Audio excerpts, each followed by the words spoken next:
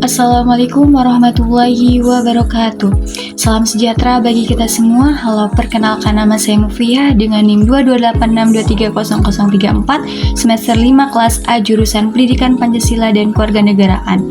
Video ini saya buat untuk memenuhi tugas ulangan akhir semester mata kuliah Profesi Pendidik dan Tenaga Kependidikan dengan dosen pengampu Wika Hardika Legiani MPD. Video ini saya beri judul Kesejahteraan dan Kualitas Guru sebagai ujung tombak pendidikan nasional di era digital. Semoga video ini dapat menambah pemahaman dan bermanfaat bagi kita semua. Yang pertama, latar belakang. Salah satu bentuk penghargaan bagi guru adalah melalui pemberian gaji. Namun, hingga kini gaji guru di Indonesia masih tergolong rendah, terutama bagi guru swasta dan honorer. Kondisi ini berbeda dengan Jepang, di mana rata-rata gaji guru mencapai sekitar 38 juta per bulan. Bahkan guru yang baru mulai mengajar pun mendapat gaji sekitar 17 juta. Jepang menempatkan profesi guru sebagai pilar penting pembangunan, sehingga mereka memberikan kompensasi yang layak demi menunjang kesejahteraan guru dan keluarganya.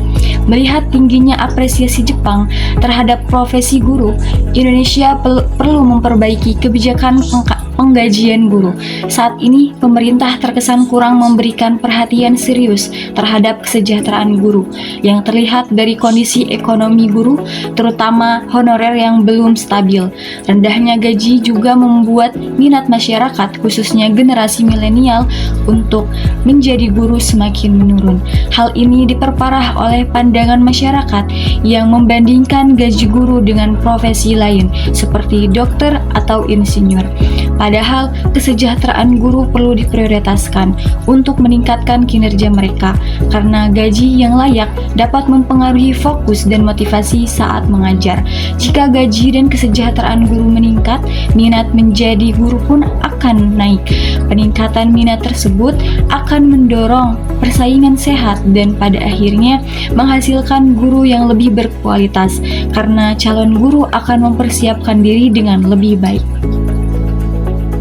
Yang kedua, identifikasi masalah. Kualitas tenaga pendidik atau guru di Indonesia saat ini masih rendah. Peringkat pendidikan Indonesia pun masih rendah di dunia. Ada banyak faktor yang dapat mempengaruhi rendahnya kualitas kinerja guru di Indonesia. Di antaranya yaitu pertama, gaji guru yang rendah, terutama guru swasta dan honorer. Yang berarti pemerintah kurang memperhatikan gaji terhadap guru di Indonesia. Yang kedua, guru yang kurang update dengan teknologi. Sekarang adalah era globalisasi yang mana mengharuskan dunia pendidikan untuk ikut memutakhirkan sarana prasarana, metode, dan strategi belajar agar sesuai dengan perkembangan zaman. Keberadaan guru yang gagap teknologi ini membuat para guru sulit untuk berpikir lebih maju karena teknologi saat ini dapat menunjang kinerja seorang guru. Ketiga, ketidaksesuaian guru dalam mengajar. Alih-alih pemerintah tengah mengadakan pemerataan guru ke seluruh daerah di Indonesia, namun hal ini nampaknya membuat masalah baru. Misal, di daerah terpencil hanya ada beberapa guru saja yang mengajar, sedangkan mata pelajaran wajib yang ada di Indonesia ada sekitar 12 mata pelajaran. Maka dari itu, satu guru dapat merangkap menjadi pengampu mata pelajaran lain. Hal ini tentu saja menimbulkan masalah, karena guru yang tidak memiliki latar belakang kualifikasi suatu mata pelajaran, maka tidak memiliki kelayakan untuk mengajar, dikarenakan tidak menguasai materi yang harus diajarkan. Yang keempat, pada guru yang tidak menunjukkan adanya peningkatan kinerja guru. Ada studi kasus di Jawa Barat yang mengungkapkan terjadinya penurunan kinerja guru jika dibandingkan dengan kinerja pada saat sebelum melaksanakan sertifikasi.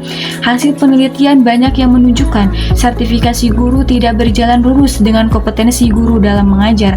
Sama halnya dengan kasus di Kabupaten Sumedang, dapat diidentifikasi bahwa guru-guru tersertifikasi memiliki masalah, di antaranya pada aspek kompetensi profesional, seperti tidak mengembangkan model-model pembelajaran, apalagi menerapkan suatu yang baru dalam proses pembelajaran di kelas, tidak melakukan penelitian dan menulis karya ilmiah, tidak melakukan refleksi diri terkait hasil pembelajaran, tidak mengembangkan kemampuan dalam teknologi pembelajaran ataupun IT dan lain-lain, sehingga tidak ada bedanya antara kualitas sebelum disertifikasi dengan kualitas setelah disertifikasi. Selanjutnya yaitu kasus. Berdasarkan masalah-masalah yang sudah dipaparkan, saya membaca sebuah jurnal penelitian yang dilakukan oleh Cardium 2013 di Kabupaten Grobogan menunjukkan bahwa masih ada guru tersertifikasi yang kurang mampu untuk menerapkan SK dan KD, pengembangan materi dan memahami pola pemikiran peserta didik.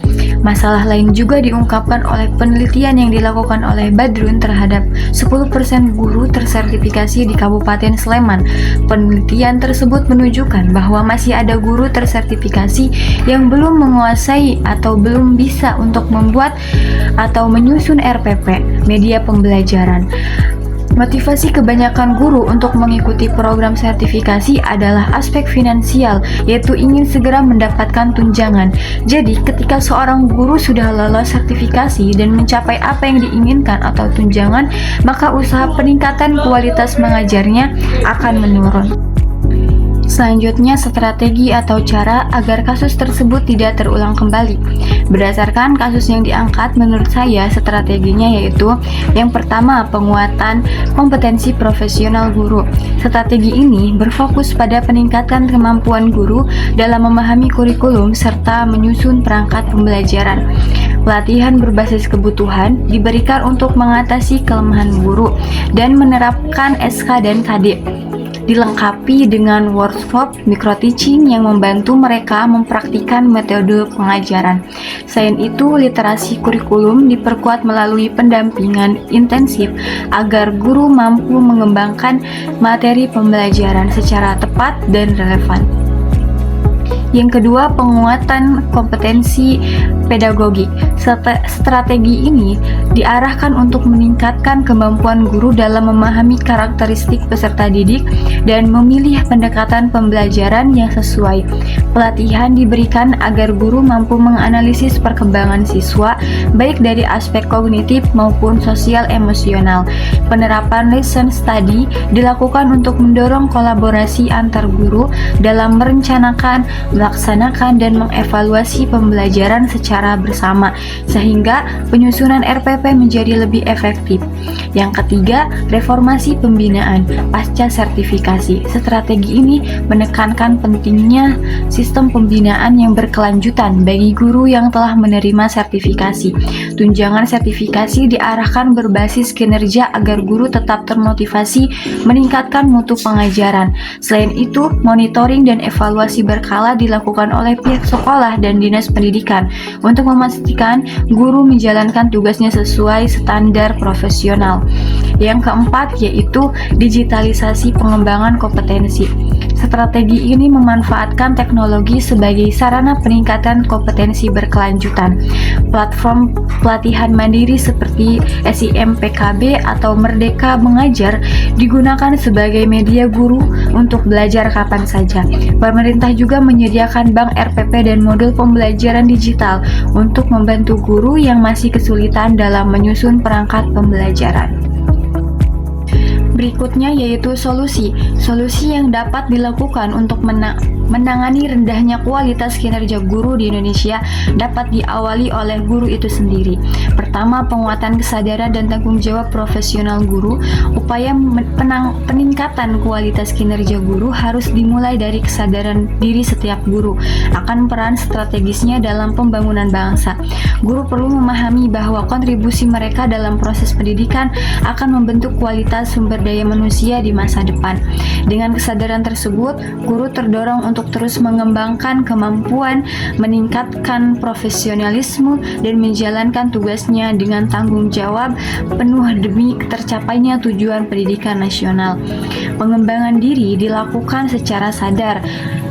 Ini akan berdampak langsung pada peningkatan mutu pendidikan secara keseluruhan. Yang kedua, perencanaan. Pembelajaran yang sistematis dan menyeluruh. Setelah kesadaran profesional terbentuk, guru perlu melakukan perencanaan yang matang terhadap seluruh kegiatan pembelajaran di lingkungan sekolah. Perencanaan ini mencakup penentuan tujuan pembelajaran, pemilihan metode dan strategi mengajar, penyusunan skenario pembelajaran, hingga pengelolaan sumber daya dan dana pendidikan. Perencanaan yang komprehensif membantu guru memastikan bahwa proses belajar berjalan efektif serta selaras dengan tujuan pembelajaran, tujuan pendidikan di tingkat sekolah. Dengan demikian, kegiatan pembelajaran menjadi lebih terarah dan mampu menghasilkan capaian belajar yang optimal. Yang ketiga, evaluasi berkelanjutan untuk meningkatkan kinerja guru. Evaluasi menjadi aspek penting dalam meningkatkan kinerja guru karena melalui evaluasi, guru dapat mengetahui sejauh mana penguasaan mereka terhadap materi dan proses pembelajaran. Evaluasi tidak hanya dilakukan oleh guru secara mandiri, tetapi juga oleh pihak sekolah, dinas pendidikan, hingga kementerian untuk menilai kinerja pendidikan secara menyeluruh. Meski evaluasi telah menjadi kegiatan rutin, diperlukan peningkatan keseriusan dalam menindaklanjuti hasil evaluasi tersebut. Evaluasi harus diikuti dengan aksi nyata dan perbaikan berkelanjutan, sehingga tidak sekedar berhenti pada laporan hasil tanpa implementasi. Dan yang terakhir yaitu kesimpulan. Secara keseluruhan, kesejahteraan guru bukan hanya persoalan finansial semata, tetapi juga terkait dengan kualitas pembelajaran dan kemampuan guru bersinergi dengan tuntutan zaman digital. Dukungan pemerintah, lembaga pendidikan, dan komunitas pendidikan menjadi kunci agar guru tetap menjadi ujung tombak pembangunan sumber daya manusia berkualitas di Indonesia. Dukungan ini penting karena dapat mendorong guru untuk memberikan kontribusi lebih besar dalam dunia pendidikan, khususnya dalam proses pembelajaran. Dengan demikian, isu mengenai kesejahteraan guru tidak seharusnya menjadi hal yang tabu, tetapi merupakan hal yang wajib dipenuhi di era digital saat ini. Kesejahteraan guru menjadi aspek utama dalam mewujudkan keberhasilan pendidikan nasional, sebab kualitas pendidikan sangat bergantung pada sumber daya manusia yang mengelolanya, yaitu para guru. Demikianlah video pemaparan yang dapat saya sampaikan. Kurang dan lebihnya mohon maaf. Wassalamualaikum warahmatullahi wabarakatuh.